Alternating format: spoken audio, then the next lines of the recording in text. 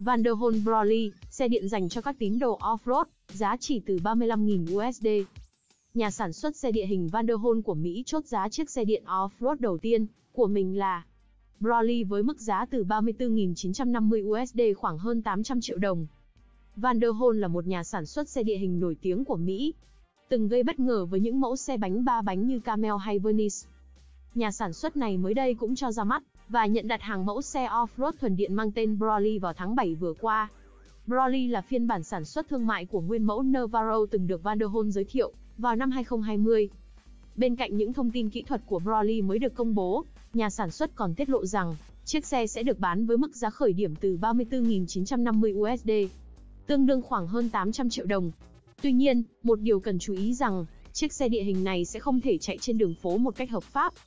Vanderhall Brawley có chiều dài 3,75m, rộng 1,93m, cao 1,76m và trục cơ sở 2,86m.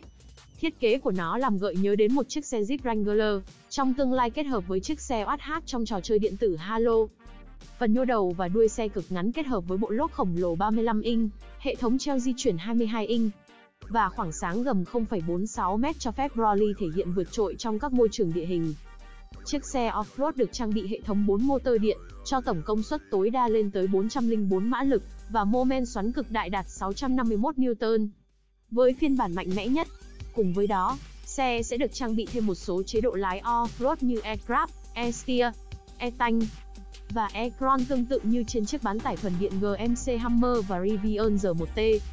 Pin của Brawley được cung cấp dưới dạng tùy chọn module 40kW và 60kW, cùng hệ thống điều hòa pin tiên tiến giúp tản nhiệt nhanh và tăng tuổi thọ của pin. Theo công bố từ nhà sản xuất, xe có thể di chuyển tối đa 322 km cho mỗi lần sạc đầy. Ngoài ra, xe còn được trang bị thêm bộ sạc nhanh DC với thời gian sạc từ 0-80% chỉ trong vòng chưa đầy 1 giờ đồng hồ. Phía bên trong chiếc xe off-road được thiết kế khá khoa học và bắt mắt với hệ thống 4 ghế ngồi độc lập, bọc da cùng nhiều tấm kính lớn để tối đa hóa tầm nhìn. Mặt táp lô tối gai GN với cụm 3 đồng hồ analog, vô lăng dạng cổ điển cùng nhiều nút bấm vật lý. Ngoài ra, cabin còn có hộp đựng găng tay, máy sưởi, điều hòa nhiệt độ, ghế sưởi, cửa sổ trời tùy chọn và hệ thống âm thanh Bluetooth speaker. Đừng mong đợi xe có túi khí vì đây không phải là phương tiện hợp pháp đi trên đường phố. Cho dù Vanderhall có đề cập đến các khả năng của hệ thống VIDA trong tương lai. Video đến đây là hết.